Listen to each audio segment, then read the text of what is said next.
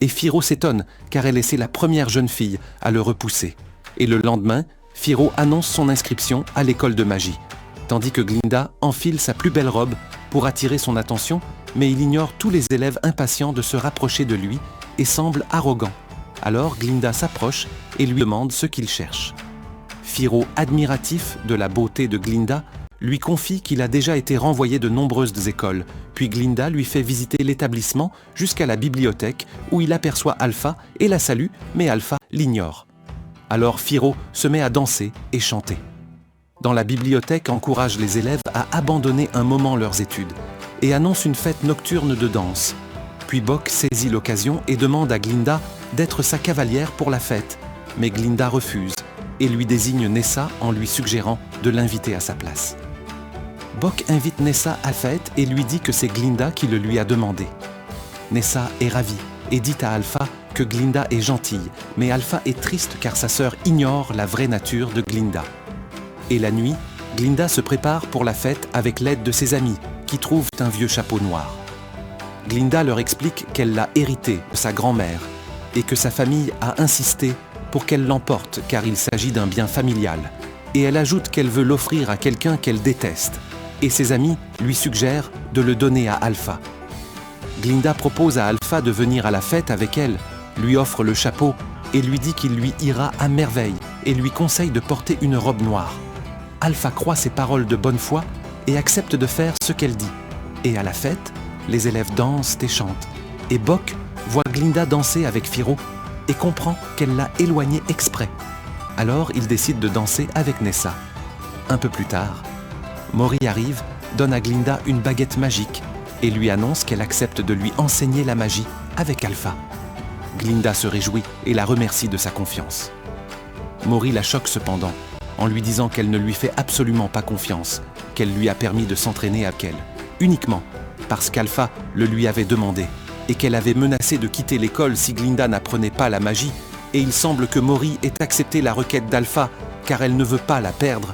Glinda est étonnée par le comportement d'Alpha, qui arrive à la fête coiffé du chapeau étrange et vêtu de la robe noire. Les élèves rient d'elle et se moquent de sa danse maladroite parce qu'elle n'a jamais dansé de sa vie, et sa sœur Nessa se sent gênée.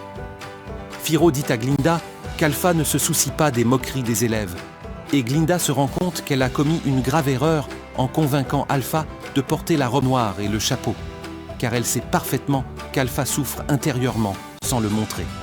Elle décide alors de danser avec elle et d'imiter ses mouvements. Et comme Glinda est populaire à l'école, tous les élèves se joignent à elle. Le cœur d'Alpha s'attendrit et les larmes lui montent aux yeux. Mais Glinda essuie ses larmes et la serre dans ses bras. Lorsqu'elle retourne dans la chambre, elles se rapprochent encore et décident de devenir amies.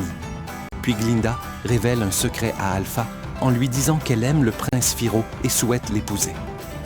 Glinda demande aussi à Alpha de lui confier le secret de sa peau verte et lui demande quelle est cette bouteille verte qu'elle garde sous l'oreiller.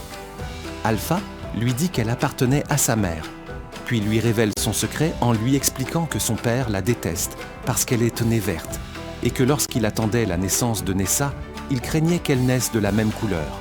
Alors, il fit manger à sa mère une fleur appelée fleur de lait, ce qui provoqua un accouchement prématuré et blessa les jambes de Nessa, et la mère mourut immédiatement après l'accouchement.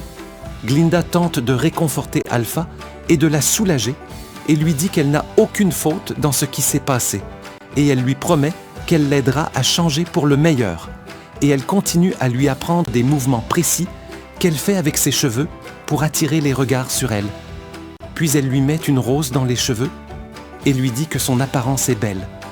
Alors Alpha se réjouit énormément car c'était la première fois de sa vie que quelqu'un lui disait qu'elle était belle. Et elle était triste et leur père s'évanouit sous le choc. Dans le palais d'Oz, Mori s'approcha de Glinda pour la rallier à son camp.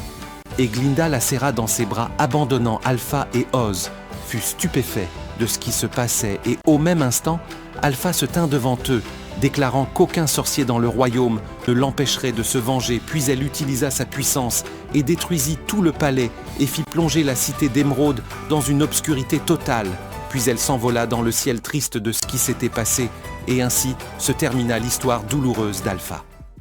Merci de votre attention N'oubliez pas de vous abonner à la chaîne pour regarder d'autres films, séries.